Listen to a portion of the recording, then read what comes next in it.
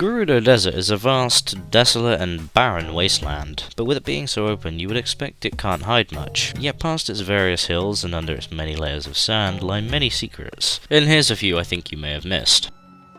In Breath of the Wild, one of the many wonders of its land are the Leviathan skeletons, and while these aren't exclusive to the Gerudo Desert, I think the one here is the most interesting. For starters, it has a fairy fountain in it, and a shrine, which are minor things, but look further into Tears of the Kingdom and you'll find that it's gone missing, or so I thought until I found a cave below, which now contains said skeleton, I think. Some interesting things to note about this place though is that the edges of the cave appear to be solid rock, not just sand, which I initially thought would have been the case given how, right beside it, a massive temple grew from the ground, and likely pushed sand to the side and onto the skeleton. But if that were the case, then we wouldn't be able to find it at all, as it should be completely covered in sand. My main reason for bringing this up is, how did it physically get here? It makes no sense. Even the ground above appears to be solid, though slightly more sandy, so maybe it fell through after Breath of the Wild, but then there should be a giant gaping hole above it, but there isn't. I don't know. It just feels very out of place, which in a way makes me think that this is a separate skeleton from the one in Breath of the Wild, which was uncovered. What happened to the other one?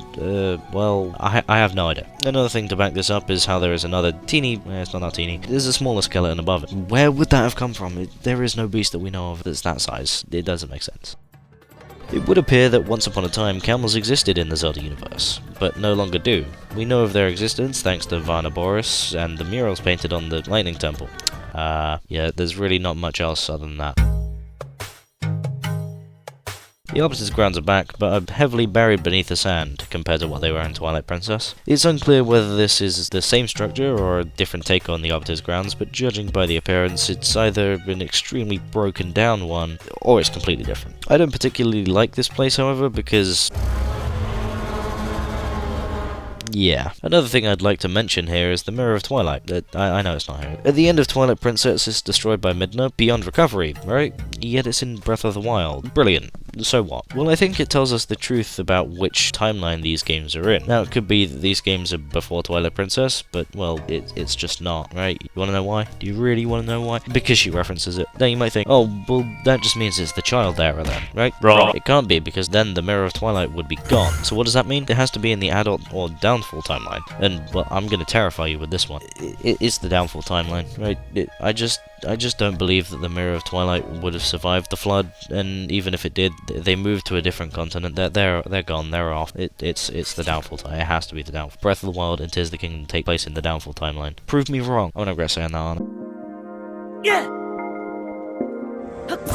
Across the desert are hundreds, if not thousands, of skeletons of ginormous size. But how? We see nothing like this across the rest of Hyrule, maybe around Death Mountain, but I mean, it's Death Mountain. This is just the desert, and yet it's filled with the remains of beasts almost everywhere. The big question is, why did they exist within the desert? Well, it's possible these were Leviathans, sea creatures. Now, I know it's a desert, right? You don't need to tell me that. But as shown in Skyward Sword, the desert, which in that game was Lanayru, but it's in the bottom left of the world. Gerudo Desert in Breath of the Wild is in the bottom left of the world, so, you know, kind of makes sense. Anyway, in that game, the desert was once an ocean. It's possible that these are the remains of the ocean. How it turned into a desert is unclear, but it is possible.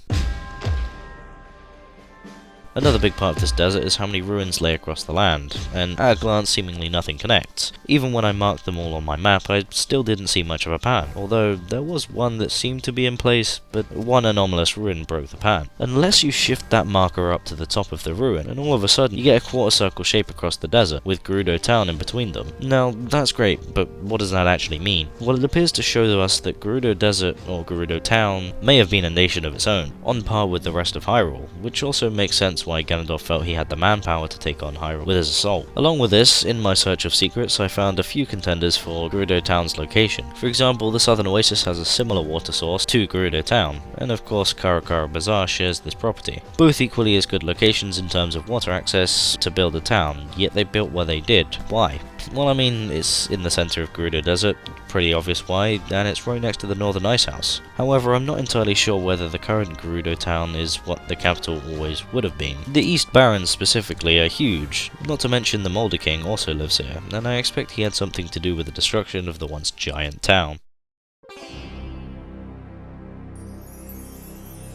I know Central Hyrule is often considered to be the biggest part of Hyrule, but it doesn't even come close to the Gerudo Desert. While its size on the map is relatively large, it doesn't come close to its actual size. If you look out beyond the Great Gerudo skeleton, you can see a whole lot of desert. Presumably this is also classed as Gerudo, but what waits out there, and why has none of it been explored?